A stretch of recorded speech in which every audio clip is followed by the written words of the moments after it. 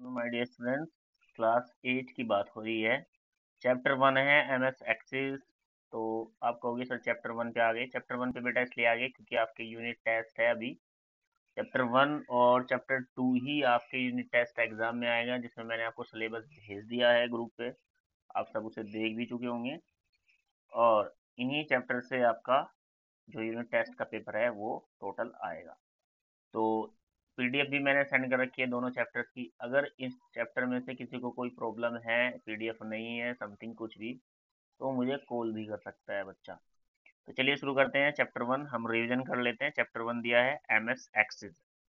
MS axis क्या है भाई? एक डेटाबेस प्रोग्राम है। जैसे हमारा एमएस वर्ड होता है, एमएस पेंट होता है ना, MS Word, MS Excel, Photoshop, सबके अपने अपने वर्क होते हैं। तो ऐसे ही हमारा एमएस एक्सिस है। एमएस एक्सिस क्या है? एक डेटाबेस प्रोग्राम है। इंट्रोडक्शन ले लेते हैं इसका। Data and information are important components of a computer system. Data और इंफॉर्मेशन दोनों ही कंप्यूटर सिस्टम के एक इम्पोर्टेंट कंपोनेंट्स हैं, यानी कि बहुत ही इम्पोर्टेंट पार्ट है। Microsoft Access is a database program. Microsoft Access भी डेटाबेस प्रोग्राम है that is used for storing all kinds of information in the form of table। और जो इंफॉर्मेशन होती है, हर तरह की इंफॉर्मेशन को ये एक टैबुलर फॉर्म में स्टोर करता है। एक टैबुलर फॉर्म में एमएस एक्सेल स्टोर करता है, टेबल में स्टोर करता है। ठीक है। क्वेरीज, फॉर्म्स, रिपोर्ट, ईटीसी, इतनी सारी चीजें आप इसमें बना सकते हो। Input data with the process by the CPU. हम कंप्यूटर में डाटा डालते हैं और उसके बाद सीपीयू उसकी प्रोसेस करता है and we get a meaningful output, और उसके बाद हमें एक मीनिंगफुल आउटपुट मिलता है। Data is normally store in the database. Data हमेशा नॉर्मली डेटाबेस में ही स्टोर होता है। Once information is store in Microsoft Access database, it is easy to find. जो भी आप इंफॉर्मेशन डेटाबेस में स्टोर करते हो, एमएस एक्सेस में स्टोर करते हो, उसको ढूंढना बहुत आसान है, एनालिसिस करना आसान है, एंड प्रिंट, और आप उसको प्रिंट भी कर सकते हैं। We can also modify data, और कोई भी अगर चेंज हमें अपने डेटा में करना है तो वो भी हम चेंज कर सकते हैं। तो चलिए क्या दिया? Database and DBMS, database management system. तो डेटाबेस को समझ लेते हैं पहले। डेटाबेस होता क्या है? तो database is a organised collection of the information and records. तो ये एक ऑर्गेनाइजेशन होता है, कलेक्शन ऑफ इंफॉर्मेशन, जिसमें बहुत सारी इंफॉर्मेशन और रिकॉर्ड्स होते हैं। Its help us to manage and access large amount of information. तो ये हमारी हेल्प करता है बहुत सारी बहुत ज़्यादा अमाउंट डेटा और इन्फॉर्मेशन को क्विकली एंड इफिशिएंटली, बड़ी जल्दी से और आसानी से इसको हम डेटा को मैनेज कर सकते हैं, हैंडल कर सकते हैं एक्सेस के थ्रू डेटाबेस में। ये टेलीफोन डायरी, आप एक टेलीफोन डायरी को ले लीजिए, एक डिक्शनरी को ले लीजिए, एड्रेस बुक को ले लीजिए, और example of different type of database. तो ये सब क्या है? अलग अलग एग्जाम्पल है अलग अलग डेटाबेस के। जैसे आपकी टेलीफोन डायरी है, उसमें फोन नंबर्स होते हैं, नेम, फोन नंबर, एड्रेस। तो ये क्या होगा? एक डेटाबेस होगा। एक तो कितनी बड़ी डिक्शनरी होती है। तो उस डेटा को इस तरह के जो सॉफ्टवेयर होते हैं हमारे, डेटाबेस सॉफ्टवेयर जैसे हमारा मैट्रिक्स है, आसानी से हैंडल कर सकता है। आगे कह दिया access find its application in the various area like school. अगर हम एम एस एक्सेस की बात करें तो एम एस एक्सेस बहुत सारी जगह यूज होता है, बहुत अलग अलग फील्ड्स में यूज होता है। जैसे स्कूल में यूज हो गया, ऑफिस है उनमें यूज हो गया, and even government record etc. इसके अलावा कुछ गवर्नमेंट इंस्टीट्यूट भी है जहाँ पर इसका यूज होता है। ये database is made up of field record and table. तो जो हमारा डेटाबेस होता है, जो भी हम डेटा डालते हैं डेटा उसमें एमएस एक्सेस में, तो वो बन किससे मिलकर बनता है? फील्ड, रिकॉर्ड एंड टेबल, इन तीन चीजों से मिलकर बनता है। भाई फील्ड होता है, टेबल्स होती है, और रिकॉर्ड्स होता है, जैसा हमारा एमएस एक्सेल होता है। एमएस एक्सेल में भी आपने देखा होगा, एमएस एक्सेल में आपकी रो और कॉलम्स होते हैं, तो यहाँ पर फील्ड और रिकॉर्ड्स होते हैं। ठीक है भाई, चलिए आगे चलते हैं। आगे क्या दिया है इसमें, आगे हम देख लेते हैं। आगे दिया है भाई, फिनिश हो गया क्या चैप्टर? शायद नहीं, आगे दिया है इसमें, एक minute. Database management system DBMS, database management system. A database management system DBS is a software, यह एक software that provide all the necessary tool to a user help him. तो ये DBMS एक सॉफ्टवेयर होता है। जब हम डेटाबेस में वर्क करते हैं, किसी भी चीज को मैनेज करते हैं, तो ये सारे टूल हमें प्रोवाइड करा देता है। Organise data into the database, किसी भी डेटा को डेटाबेस में चेंज करने के लिए ये सारे टूल प्रोवाइड करा देता है।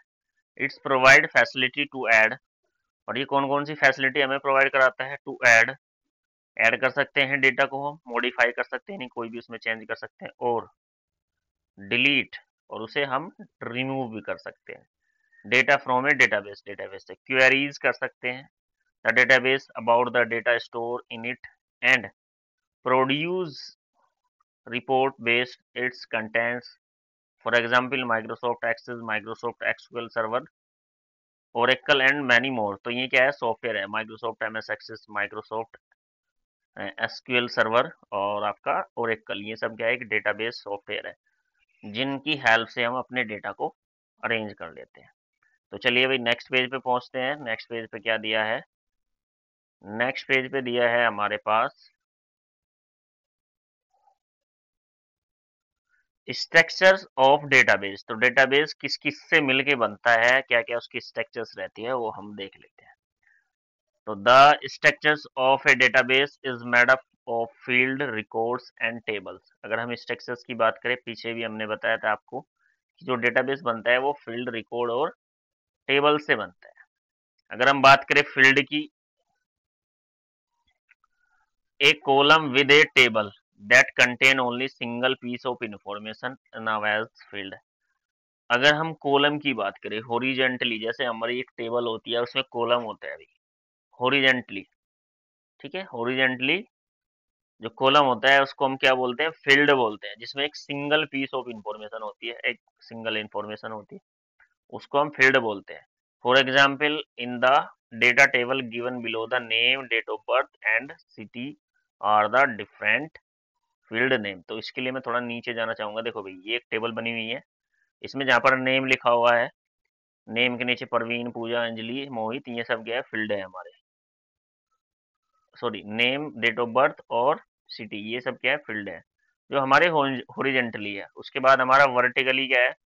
वर्टिकली है हमारा परवीन, पूजा, अंजलि, मोहित, ये सब ऐसे, ये क्या है? हमारी रोज है जिसको हम रिकॉर्ड बोलते हैं। ठीक है भाई, तो चलिए ये तो हो गया हमारा फील्ड। नेक्स्ट की बात करते हैं record. The complete set of field is called a record. जो कंप्लीट सेट होता है फील्ड का, उसको क्या बोलते हैं? रिकॉर्ड बोलते हैं। All the names in the column are records. Columns में जो सभी नेम्स दिए हैं उनको क्या बोलते हैं? हम रिकॉर्ड बोलते हैं। उसके बाद दिया है नेक्स्ट हमारे पास टेबल। आ जाइए भाई टेबल पे, टेबल पे आ जाएंगे।